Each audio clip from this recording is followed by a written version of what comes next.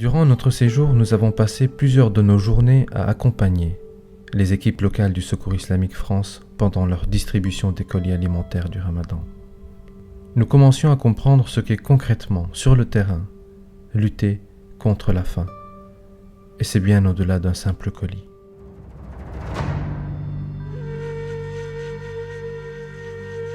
Nous sommes dans une région du Tchad qui s'appelle le Kanem, située au nord de la capitale N'Djamena.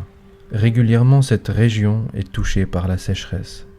La gorge sèche, nous prenons la route et nous suivons la distribution des colis.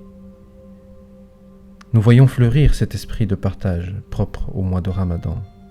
Mais les moyens ne sont pas illimités. On nous explique qu'il est nécessaire de sélectionner. Nous avons alors beaucoup de questions. Comment donner sans perturber l'ordre du village? Comment être équitable? Beaucoup de questions auxquelles le Secours Islamique France a réfléchi et tente d'apporter des réponses.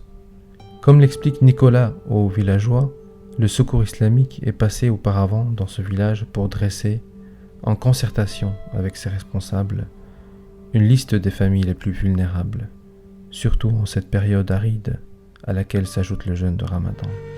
Il s'agit ici de cibler principalement les orphelins, les veuves et les familles où il y a de jeunes enfants qui sont les plus affectés par cette malnutrition. Nous voyons des employés locaux du CIF très proches des villageois, dans un dialogue et un recensement très pointilleux sur leur vécu, leurs besoins, leurs moyens de subsistance. Nous comprenons alors que le travail humanitaire ne s'arrête pas à la simple distribution de colis, qui sont effectivement composés de denrées essentielles, mais pensées pour le court terme. Du riz, de la farine, du sucre, du lait, des dattes et de l'huile. De quoi nourrir une famille pendant 15 jours.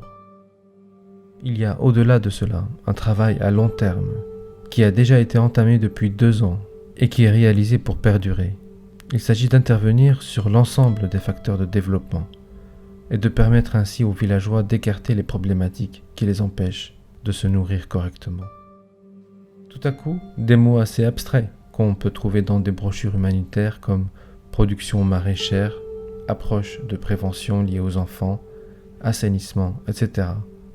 prennent un sens concret ici, réel. Nous en voyons les effets et les contraintes. Les fruits de ces projets participatifs se lisent aussi sur les visages. Nous ressentons quelque chose de collectif dans cette présence.